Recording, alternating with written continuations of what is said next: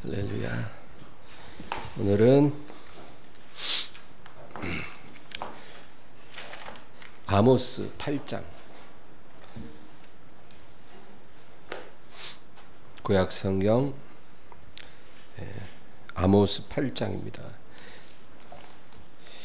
11절에서 13절,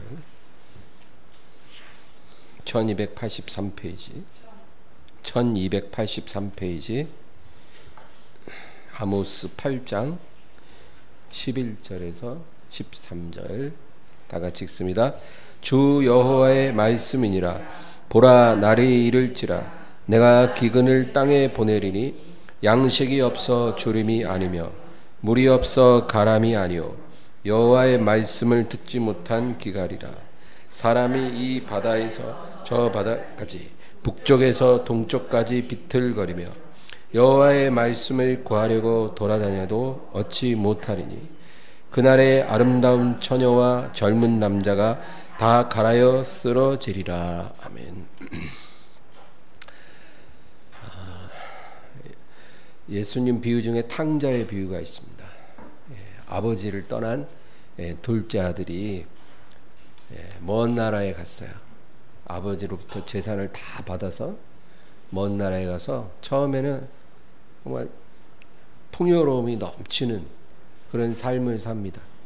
흥청망청 가진 것 다 써버리고 나중에는 이제 남 밑에 들어가서 일하면서 돼지 사료로도 배를 채우지 못하는 그런 처지에 처하는 것입니다. 여러분, 이 비유는요, 하나님을 떠난 죄인들에게 나타나는 전형적인 패턴을 보여줍니다. 하나님을 떠난 사람들은 이 둘째 아들 같은 그런 패턴대로 인생을 살게 된다는 것을 주님이 보여주시는 거예요.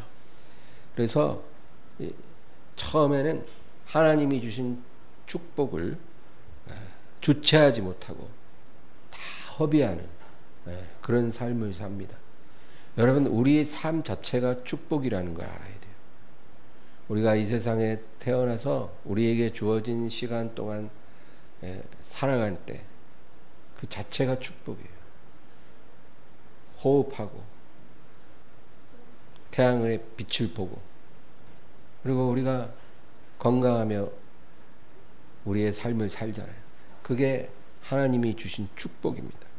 그러나 그것을 깨닫지 못하고 무의미하게 다 허비하는 거죠. 하나님이 주신 시간, 하나님이 주신 물질, 하나님이 주신 건강 다 허비합니다. 그리고 나면 이제 궁핍한 시간이 찾아옵니다. 그때는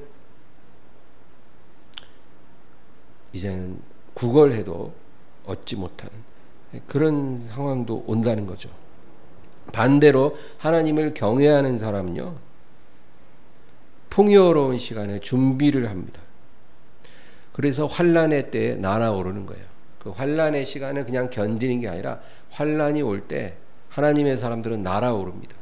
왜? 풍요로울 때 준비했거든요. 그 이야기가 요셉의 이야기입니다.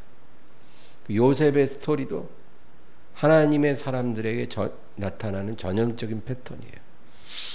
요셉이 7년 풍년 동안 모든 소출의 5분의 1을 비축을 합니다. 5분의 1, 5분의 4로도 충분하고 넘쳐나요. 5분의 1을 비축하기 시작했습니다. 나중에는 그 곡식이 너무 많아 세기를 그쳤다 그랬어요. 그런데 그 후에 7년, 6년이 온다는 것을 사람들은 몰랐지만 요셉은 알고 있었어요. 왜? 하나님이 가르쳐 주셨거든요. 그 흉년 동안에 온 땅이 멸망할 때 요셉은 대비를 했었기 때문에 그 비축한 양식을 팔기 시작합니다. 그래서 애굽의 온 땅을 다 사들여요. 처음에는 애굽 사람들이 돈을 주고 사다가 돈 떨어지니까 이제 땅을 다 바칩니다. 그리고 땅을 주고 양식을 받았어요. 애굽 주변의 모든 나라의 돈을 다 쓸어 담습니다.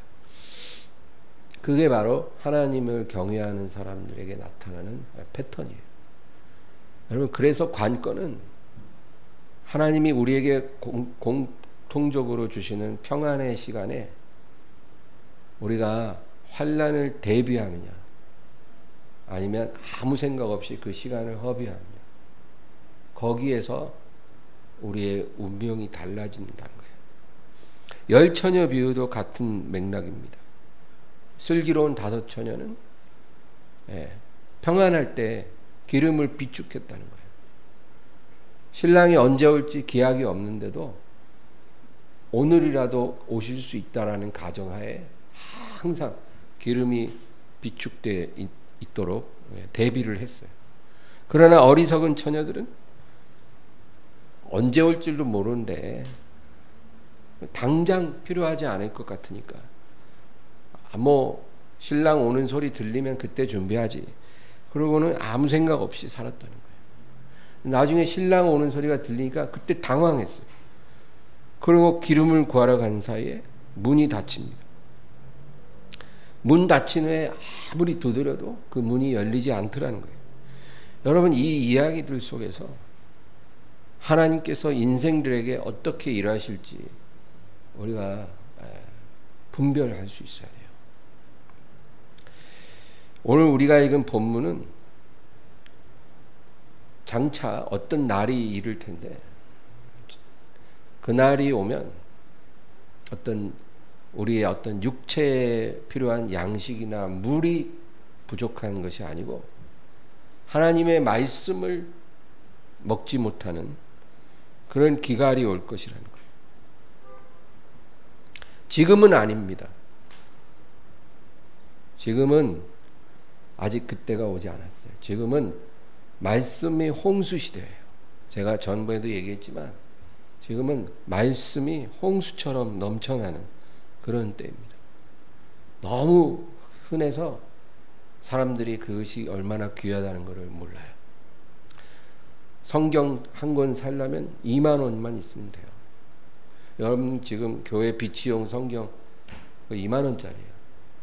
너무 좋죠. 어떤 사람은 그 성경을 보면 말씀이 더 잘 읽힌다고 그러더라고요. 그렇게 좋은 성경이 2만 원이면 사요, 여러분. 성경이 없어서 못 읽는 사람은 없다는 거죠. 또 휴대폰에 성경 앱을 깔으면 뭐 어떤 버전의 성경이든지 내가 길에서도 읽을 수 있고 뭐 밥 먹으면서도 볼 수 있어요. 책을 안 들고 다녀도 마음만 먹으면 성경을 볼 수 있다.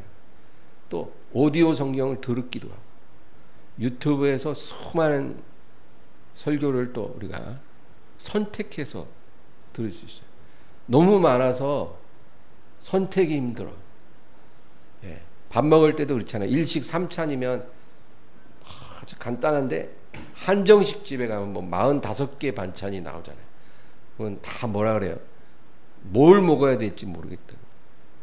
도대체가 종류가 너무 많으니까. 그래서 밥 먹기 힘들다 그래요.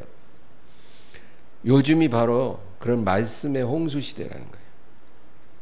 근데 여러분, 하나님께서 분명하게 우리에게 경고하시는데, 이렇게 말씀의 풍년이 지나면 말씀을 구하여도 얻지 못하는 그런 흉년이 또한 올 것이다.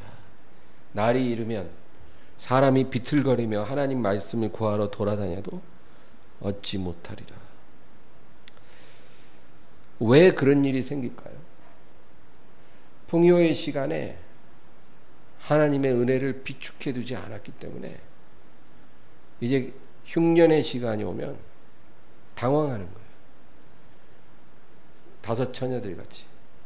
그래서 그때 허둥지둥 어떻게 말씀을 얻어보려고 해도 말씀이 들어오질 않아요. 뭐 이 세상에 있는 성경이 다 사라지는 것도 아닌데 그때는 말씀을 받아 먹고 싶어도 내 영혼의 말씀이 들어오지 않는 그런 시간이 올 것이다. 그래서 지금 잘해야 돼요. 지금 잘해야 우리에게 소망이 있어요.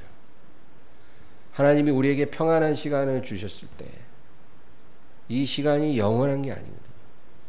지금 하나님을 귀하게 여기고 말씀을 귀하게 여겨야 여러분 환난의 때에 날아오르는 거예요. 우리에게 이렇게 미리 말씀해도 또 다 그것을 깨닫는 건 아니죠. 들을 게 있는 사람만 듣게 돼요. 사울 왕이요, 성경에 보면 그 사무엘이 사울에게 그러잖아요. 왕이 여호와의 말씀을 버렸으므로 여호와께서도 왕을 버리셨나이다. 그러니까 사울이 입술로는 주여 주여 그렇게 해요. 막 제사도 드려요. 그러나 사실은 하나님의 말씀을 버렸다는 거예요. 왜? 말씀하신 대로 순종을 안 하거든. 사무엘이 블레셋과 전쟁하기 전에 제사를 드리고 출정해라. 그리고 내가 가서 그 제사를 드리리라. 그랬으면 사무엘이 올 때까지 기다려야 되잖아요. 사무엘이 누구예요, 여러분? 이스라엘을 세운 국부와 같은 존재예요. 왕이 없던 시절에 사무엘 선지자가 사울에게 기름 부어 왕이 되게 하고 다윗에게 기름 부어 왕이 되게 했으면 국부예요. 그런 선지자가 그렇게 말을 했으면 그건 당연히 그건 하나님 말씀이죠.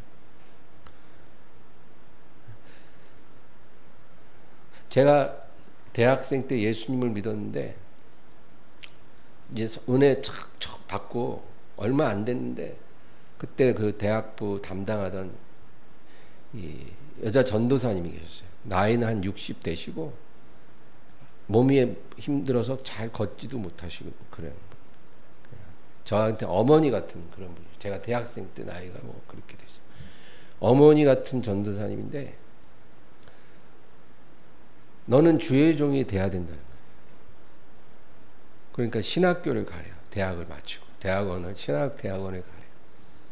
근데 제가 이게 무슨 해괴망측한 소린가. 나 아직 술도 못 끊었는데. 근데 일단 주의 종이 그렇게 말을 하면 그게 하나님의 말씀일 수 있다라는 두려움을 우리가 가져야 돼요. 우리가 그런 마음을 갖고 사는 것을 하나님이 좋아하세요.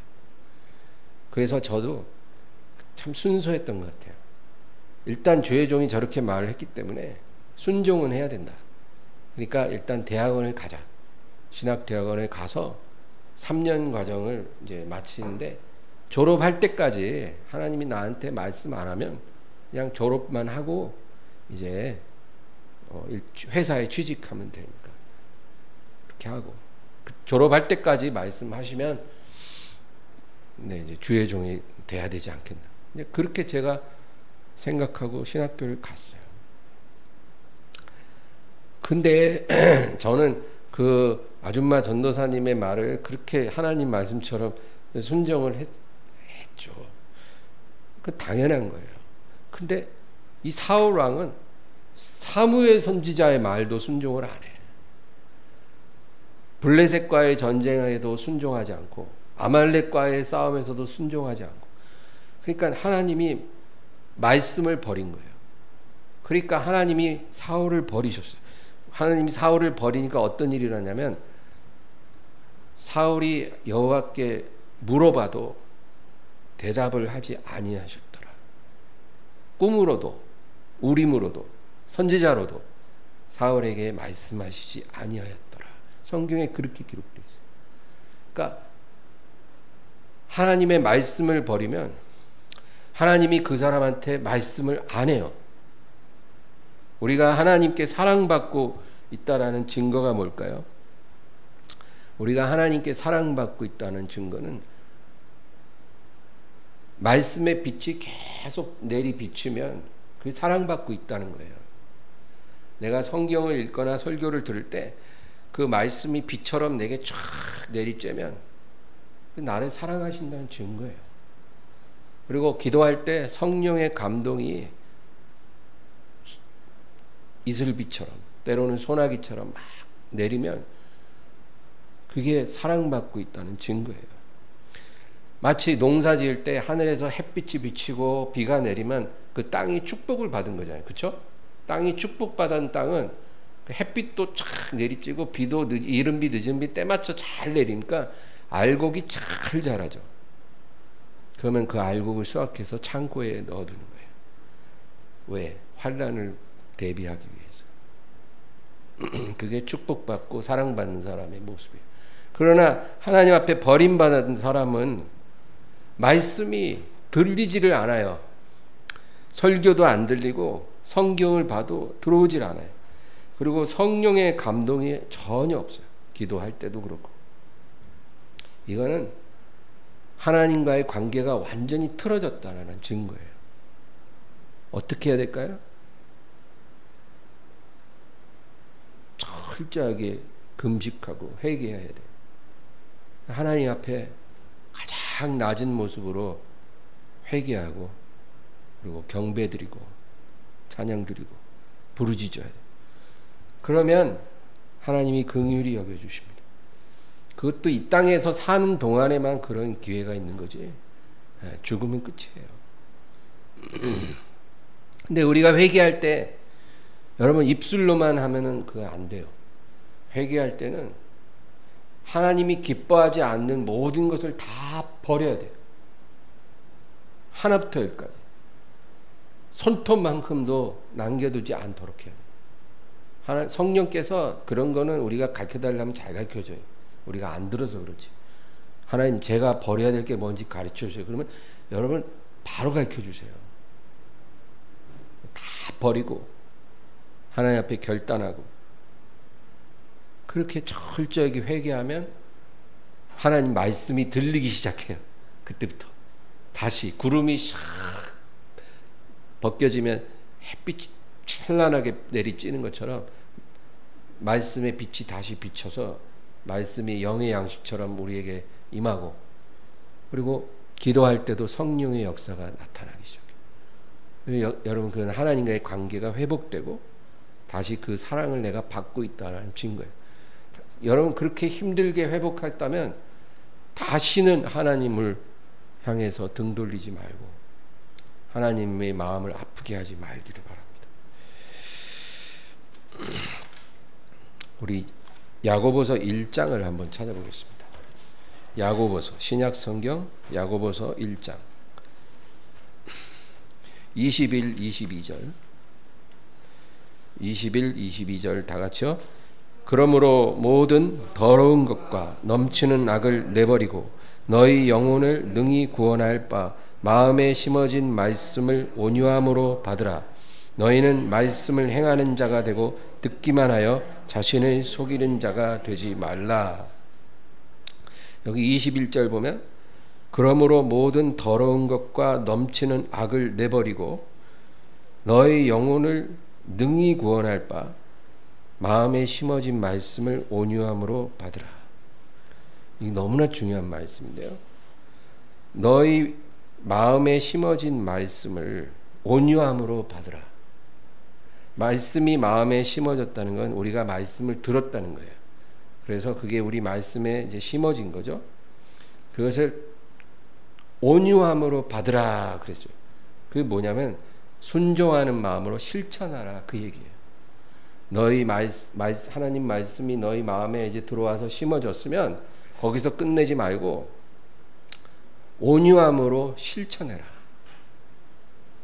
그게 실천이 돼야 된다는 거예요. 그러면 그것이 너희 영혼을 능히 구원할 바라 그랬잖아요. 우리 영혼을 구원하는 말씀이 된다는 거예요. 여러분 하나님 말씀이요. 우리 마음에 심어지는 것도 중요하지만 하나님과의 관계가 온전하면 우리 말씀이 들어온다 그랬잖아요. 햇빛처럼 착 심어져요. 그것도 중요하지만 그것을 온유함으로 유순한 마음으로 순종해야 돼요. 실천해야 돼요. 그래야 그 말씀이 우리에게 유익이 되고 우리 영혼을 구원하는 말씀이 되는 거예요. 우리 삶의 저주를 벗겨내는 말씀이 되는 거예요. 그리고 22절을 보면 다 같이요. 너희는 말씀을 행하는 자가 되고 듣기만 하여 자신을 속이는 자가 되지 말라. 말씀을 듣기만 하고 실천하지 않는 것은 자기 자신을 속이는 거라는 거예요. 여러분, 우리는 하나님은 절대 못 속이죠. 그러니까 하나님을 속이는 게 아니라 우리 스스로를 속이는 거예요. 무엇이? 말씀을 듣기만 하고 실천으로 이어지지 않으면 그게 우리를 속이는 거예요. 내가 지금 하나님 뜻 안에 잘 있다라고 우리가 믿거든요. 말씀을 잘 듣고 은혜를 받았어요. 그러면 우리가 내가 지금 하나님 뜻대로 살고 있다라고 생각하는 거예요. 실천을 하지 않는데도 그게 자기 자신을 속이는 거예요. 말씀을 듣는 것도 중요하고 그것을 실천해야 하나님 뜻 안에 우리가 온전히 있는 거예요. 이 사람이 그 25절을 보면 그 밑에 25절 다 같이요. 자유롭게 하는 온전한 율법을 들여다보고 있는 자는 듣고 잊어버리는 자가 아니요 실천하는 자니 이 사람은 그 행하는 일에 복을 받으리라. 듣는 자가 아니라 듣고 실천하는 자가 그 행하는 일에 복을 받으리라. 많은 경건한 사람들이 여기서 무너집니다.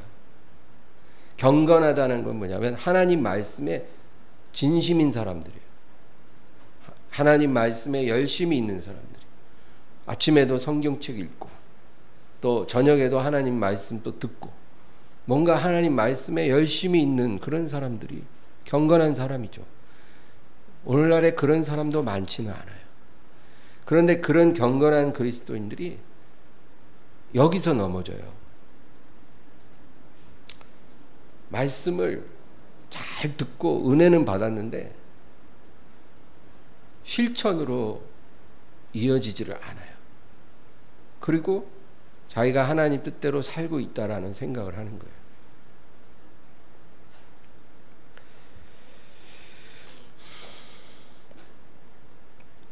이 농사를 지으면 여러분 씨를 뿌리잖아요. 그리고 이제 때가 되면 수확이 맺혀져요. 결실이. 그럼 수확을 해야 되잖아요. 그 알곡을 수확을 해서 그걸 창고에다 넣어놔야 뭔가 이제 제대로 한 거예요. 수확을 창고에 들여놔야 마음이 이제 뿌듯하고 든든한 거예요. 그럼 이제 환난의 때, 흉년의 때가 와도 우리가 그것으로 버틸 수 있고 또 그것을 가난한 자들에게 나눠줄 수도 있고 우리가 뭔가 값진 일을 할 수가 있는 거예요. 근데 수확할 때가 돼서 이제 들판이 다 익었는데 수확을 안 하고 그냥 내버려 두면 그건 뭐 아무 소용이 없죠. 들짐승이나 새들이 와서 다 먹어버리는 거예요. 말씀을 잘 들었는데 실천을 안 하는 사람은 농사 잘 짓고 수확을 안 하는 것과 똑같은 거예요. 그러니까 아무 의미가 없는 거예요. 들짐승 배불리는 것밖에 안 되는 거예요. 환난의 때 나한테 아무런 도움이 안 되는 거예요. 왜? 창고가 텅 비어 있거든요. 우리가 말씀을 실천할 때 열매가 맺혀요. 그 영적 열매가 열리는 거예요. 성령의 열매, 의의 열매가 말씀을 실천할 때 우리에게 주어지는 거예요. 그러면 우리가 그거를 창고에다 탁 들여놓는 거예요. 그것이 우리의 능력이 된다는 겁니다. 그래서 예수님은 말씀을 듣고 행치 않는 자는 모래 위에 집을 지은 것과 같고, 그렇죠? 말씀을 듣기만 하고 행치 않는 것은 모래 위에 집을 짓는 것과 같아서 환난이 올 때 완전히 다 무너지는 거예요. 그러나 말씀을 듣고 그것을 실천하는 자는 반석 위에 집을 지었기 때문에 환난이 와도 집이 무너지지 않고 든든하다. 그 얘기를 하신 거예요. 그러니까 여러분 말씀을 잘 듣고 깨닫는 것도 중요하지만 그것이 실천되어질 때만이 우리에게 유익이 있고 열매가 있고 환난을 이기게 만들고 우리를 날아오르게 한다는 거예요. 그러니까 실천이 얼마나 중요한지를 우리가 알아야 돼요. 그래서 말씀을 빨리 읽고 많이 읽는 건 의미가 없어요. 저는 그래서 성경 통독 이런 거 별로 좋아하지 않아요. 성경 통독 50번을 해도 사람들 하나도 안 변해요. 왜 그럴까요? 말씀을 읽는 방법이 잘못됐기 때문이에요. 안 읽는 것보다 낫지 않습니까? 그렇죠. 아니 뭐 세상 신문 읽고 잡지 읽고 소설 읽는 것보다야 성경 한 번 통독하는 게 100번 낫죠. 그러나 그것은 성경을 읽는 방법이 아니에요. 성경은 깊이 읽어야 돼요. 왜? 하나님의 말씀이기 때문에. 그럼 깊이 읽는다는 건 뭐냐? 3단계가 지속적으로 일어나는 걸 말하는데 그 3단계는 첫째는 묵상, 그 다음에 기도, 실천. 이것이 3단계예요. 이것이 물 흐르듯이 순환하는 거예요. 지속적으로. 매일매일. 우리가 매일 아침 말씀을 묵상해요. 천천히 깊이 읽어야 돼요. 한 페이지를 읽어도 괜찮아요. 말씀을 깊이 읽고 묵상하는 거예요. 묵상한다는 것은 그 말씀을 읽을 때 내 안에 계신 성령님이 나에게 무엇을 가르쳐 주신지 귀를 기울이는 거예요. 이것이 이 말씀이 나와 어떤 관련이 있는지 성령께서 비춰줘야 되거든요.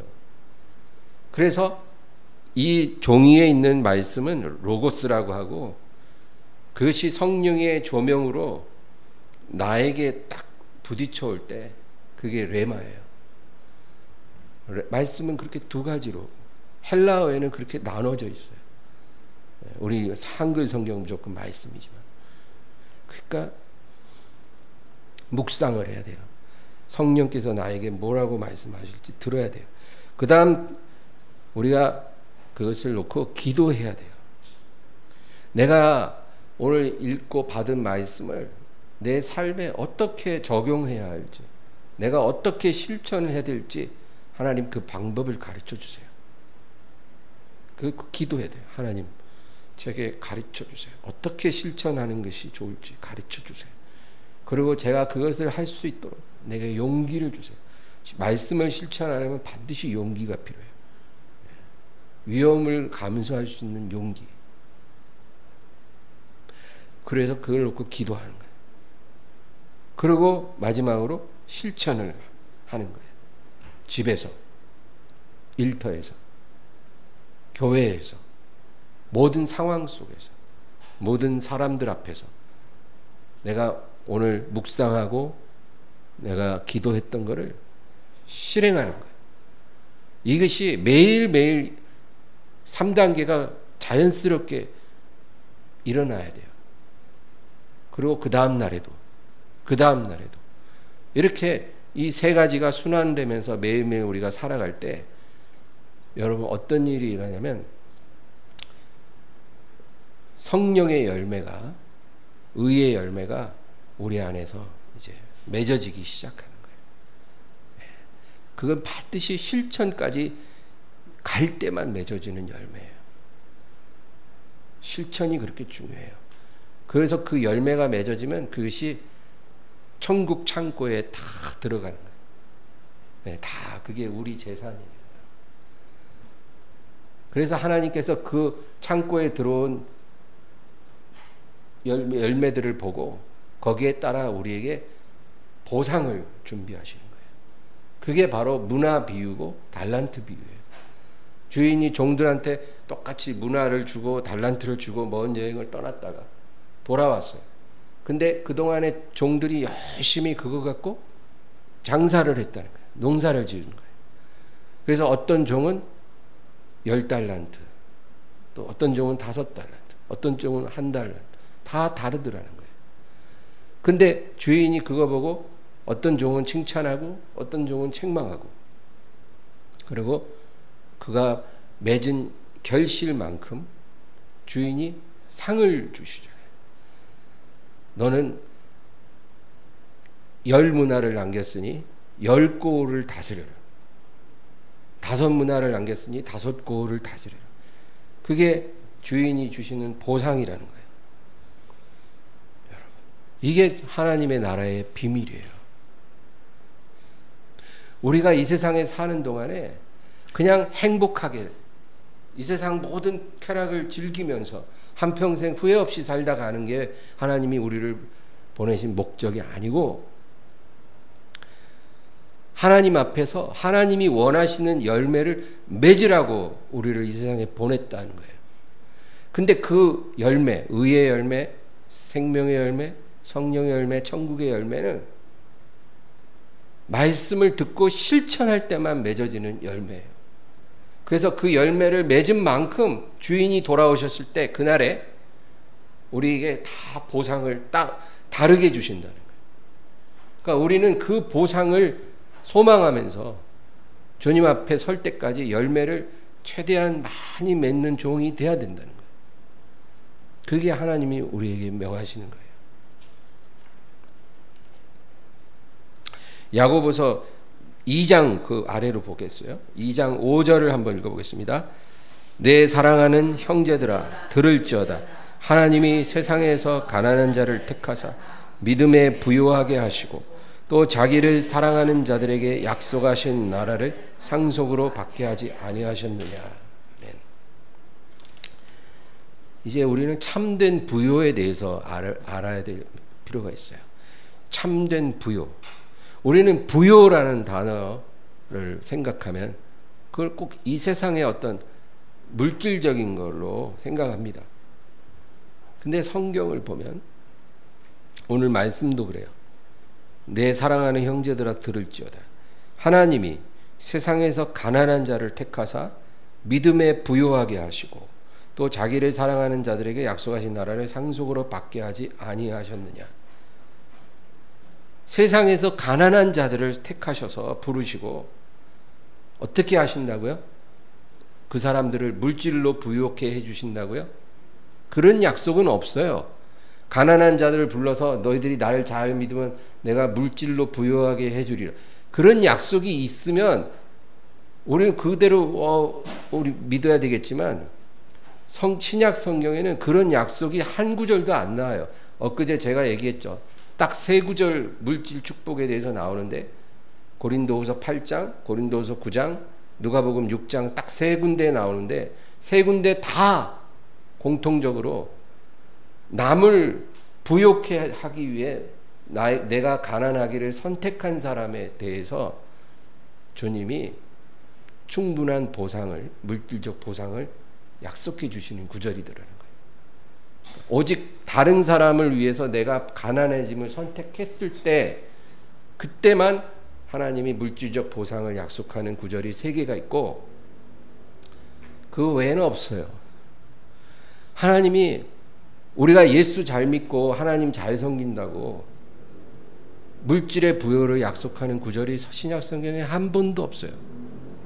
오늘 이 말씀에도 세상에 가난한 자를 택해서 물질로 부요케 하겠다는 게 아니라 뭐라 그래요? 믿음에 부요케 하리라. 믿음에 부요하게 하시리라. 그렇게 약속하는 거예요. 세상에 가난한 자들, 돈 없는 사람들 다 모아서 주님 자녀 삼으시고 물질의 축복 주시겠다는 게 아니라 믿음에 부요한 자들로 삼으시고 거기다 더해서 하나님을 사랑하는 자들에게 약속하신 나라를 상속받게 하시리라. 그 약속을 주시는 거예요. 그러니까 우리가 이 땅에서는 믿음에 부요한 자로 복을 받고 주님 재림하셔서 이 세상에 오시면 우리가 그 나라를 상속받게 하신다는 거예요. 할렐루야. 우리는 이 분명한 약속을 붙잡고 사는 사람들이에요. 한 구절 더 볼까요? 고린도서 6장 10절. 고린도서 6장 10절. 다 같이요. 근심하는 자 같으나 항상 기뻐하고 가난한 자 같으나 많은 사람을 부요하게 하고 아무것도 없는 자 같으나 모든 것을 가진 자로다.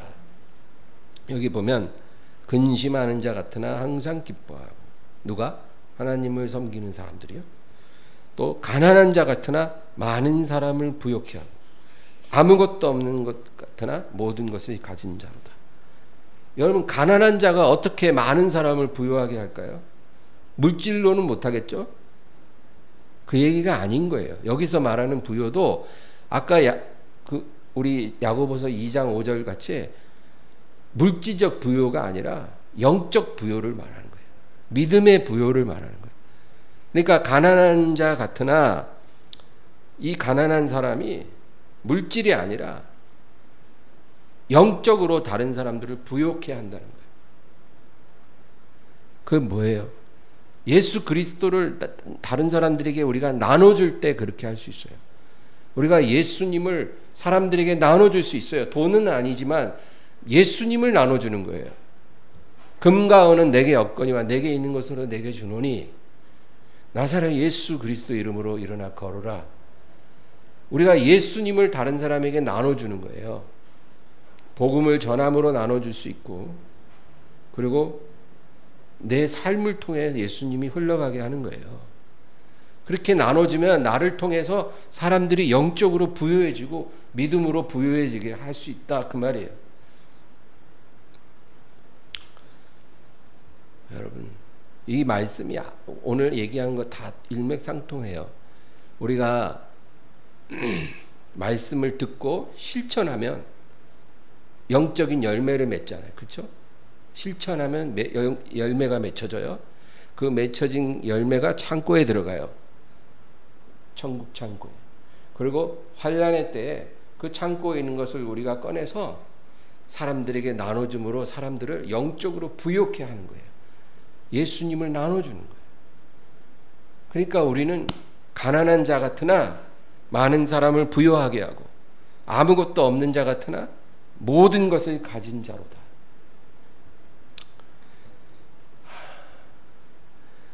어떤 부요를 원하세요? 진심으로. 그래도 목사님 저는 솔직히 물질이 더 좋아요. 그러면 여러분, 저도 어떻게 할 수가 없어요.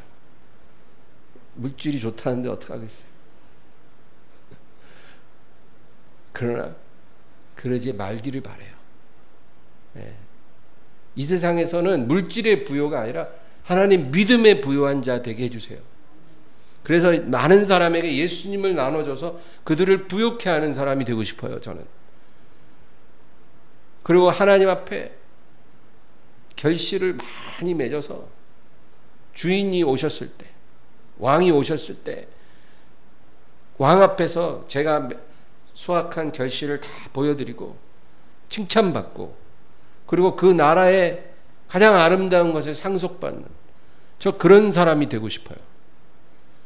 그 이 땅에서 썩어질 그 헛된 물질, 명예, 세상 영광, 저 그런 거 원치 않아요.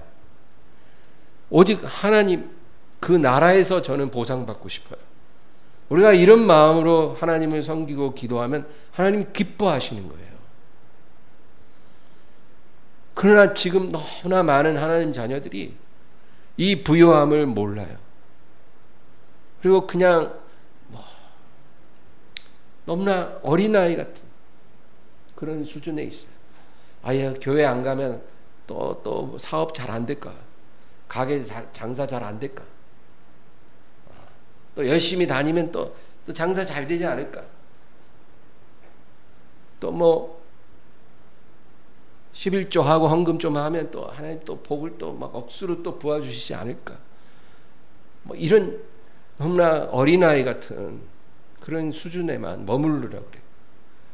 이제 거기서 성장해야 돼요.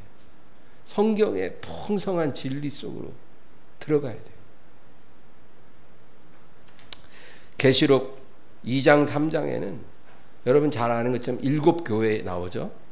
그 7교회 중에 서머나 교회와 라오디게아 교회가 있는데, 특히 부요라는 부요함에 관해서 한 교회는 주님 앞에 칭찬을 들었고 한 교회는 책망을 들었다는 거예요. 참 재밌는 이야기죠.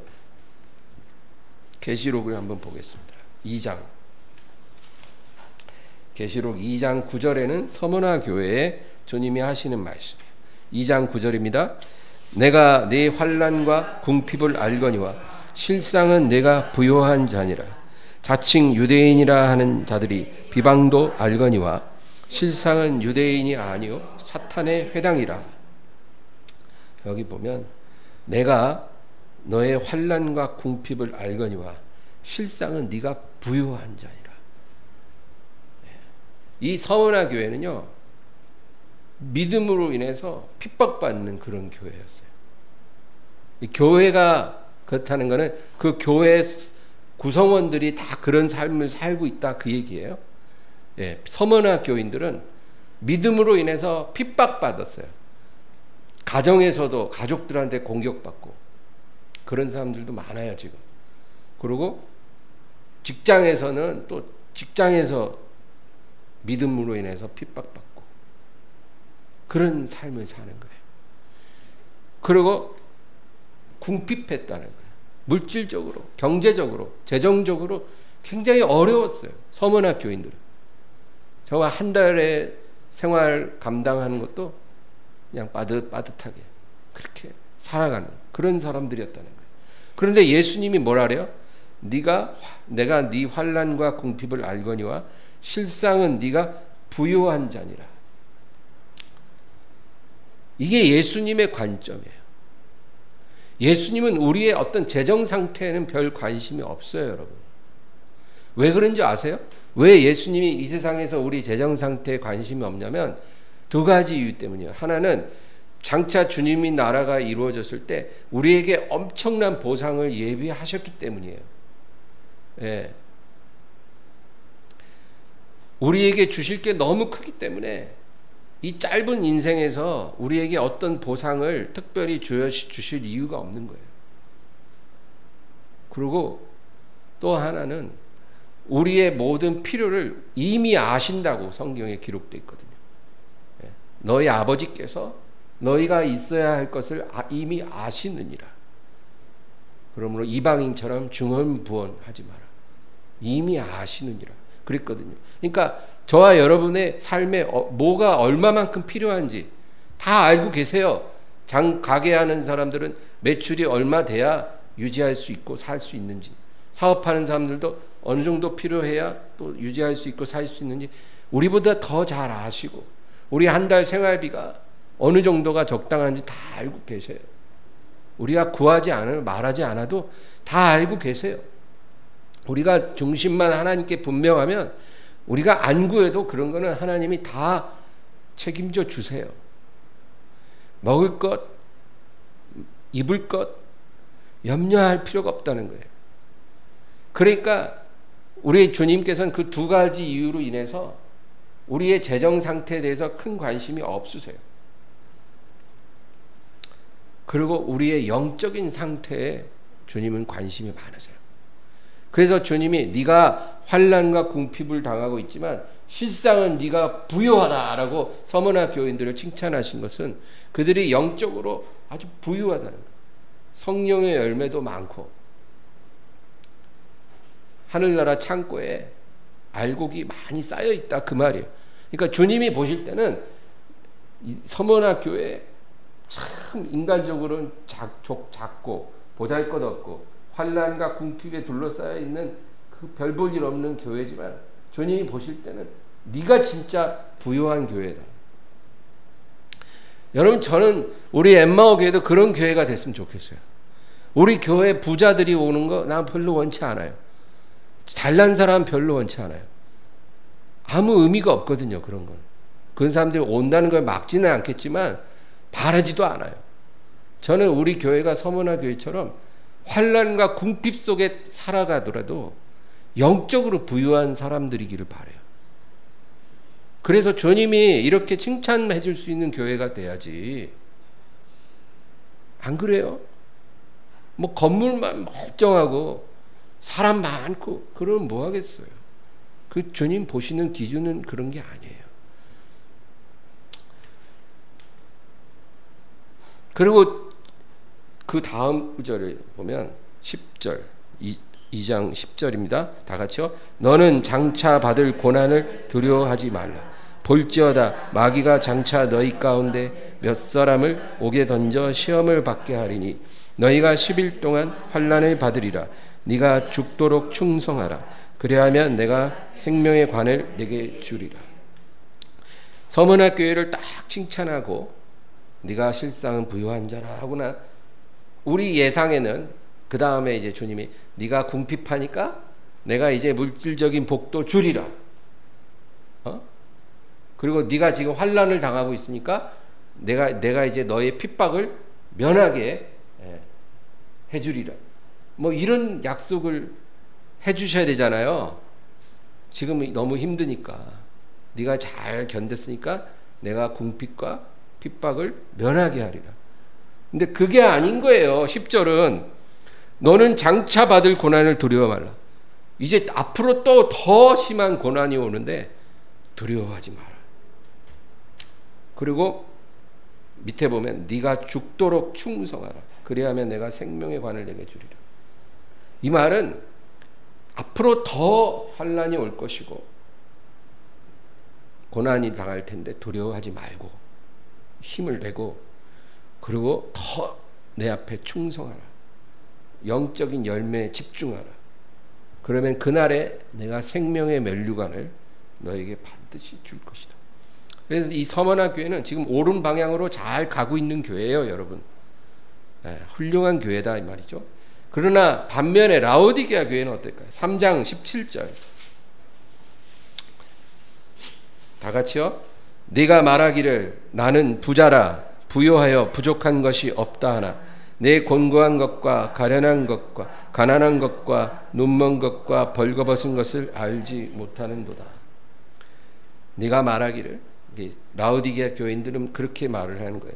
나는 부자라 부요하여 부족한 것이 없다 하나 너의 곤고함과 가련함과 가난함과 눈먼 것과 벌거벗은 것을 알지 못한다. 너는 부자라고 스스로 생각하지만 내가 볼 때 너는 눈멀었고 가련하고 가난하고, 이 가난이 뭐예요? 영적 가난이에요. 너는 네가 많은 재물이 있다고 믿지만 내가 볼 때 너는 영적으로 가난하고 벌거벗었다. 그렇게 책망을 하셔요. 그리고 엄히 명하셔요. 18절 19절 읽습니다. 내가 너를 권하노니 내게서 불로 연단한 금을 사서 부요하게 하고 흰옷을 사서 입어 벌거벗은 수치를 보이지 않게 하고 안약을 사서 눈에 발라 보게 하라. 무릇 내가 사랑하는 자를 책망하여 징계하노니 그러므로 내가 열심을 내라 회개하라. 주님으로부터 불로 연단한 금을 사서 부요하게 하라. 너는 지금 영적으로 너무 가난하니 나로부터 불로 연단한 금을 사라. 그것으로 부요하게 하라. 이게 뭐예요? 시련을 통과한 믿음의 금이에요. 시련과 환난을 이겨낸 정금 같은 믿음의 금. 그 금으로 너는 부요하게 해야 한다. 여러분, 성경은 이것을 우리에게 말해주고 있습니다. 영적인 부요가 중요하다는 거예요. 근데 오늘날 성도들은 물질적인 부요, 영적인 부요와 물질적인 부요를 묶어요. 이게 문제예요. 1+1이라는 거예요. 우리 마트 가면 하나 사면 하나에다 또 붙여갖고 하나 팔잖아요. 그러니까 영적 부요를 얻으면 하나님이 물질적 부요도 세트로 주신다는 거예요. 그렇게 생각해요. 그러니까 이 두 가지가 붙어 있으니까 뭐가 더 소중한지를 구분을 못해요.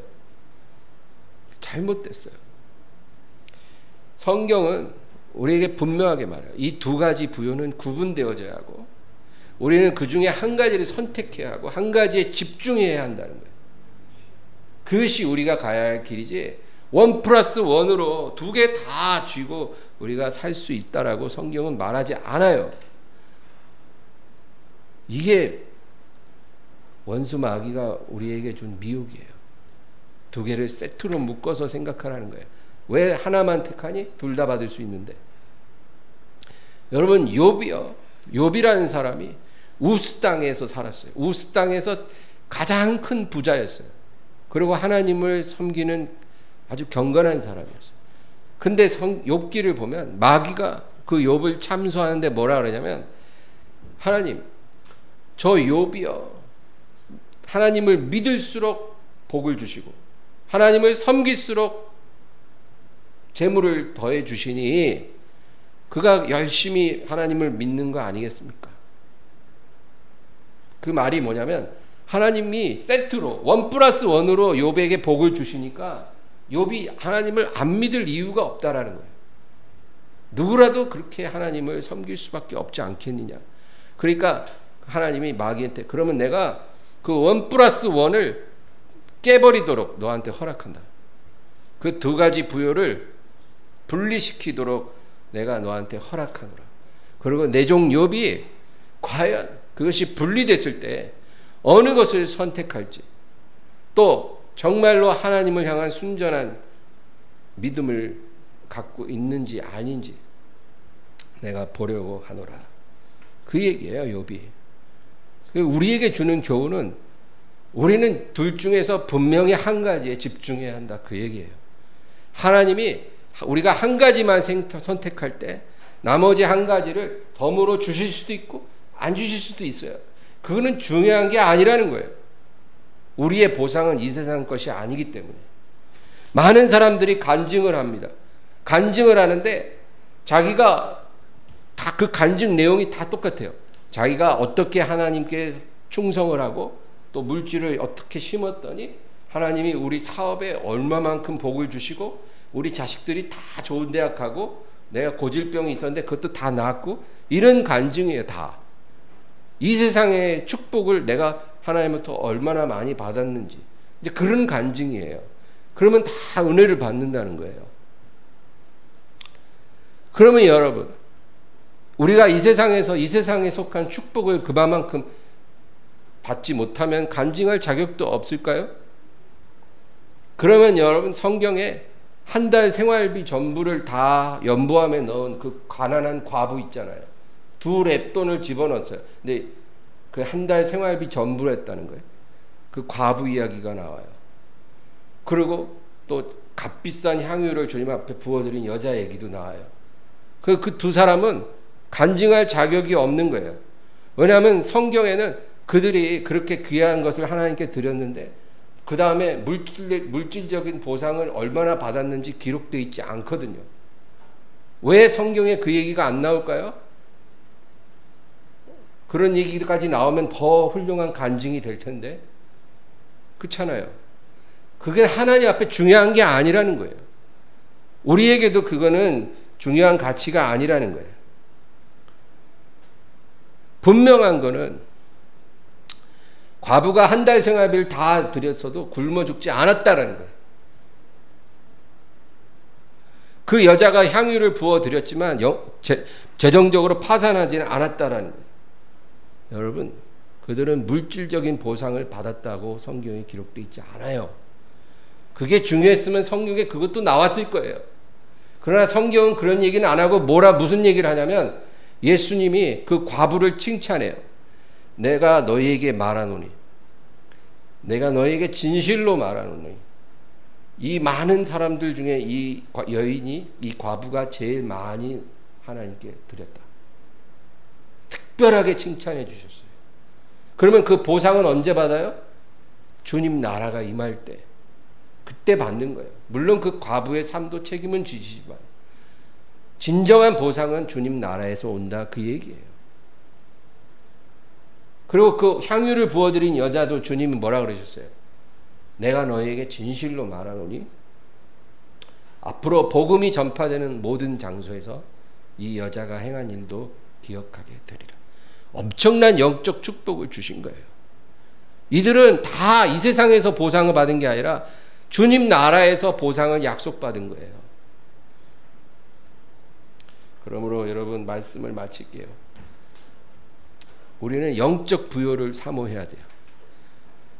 그거는 우리가 하나님 말씀을 듣고 실천할 때 우리에게 부어져요. 그리고 우리가 그 영적인 부요함으로 이 세상을 살게 하시고, 그리고 주님 오실 때 우리는 모든 보상을 다 받게 되는 거예요. 이 믿음으로 살게 되기를 주의 이름으로 축원합니다. 오늘 말씀을 생각하면서 간절히 기도하겠습니다. 주여, 주여, 주여.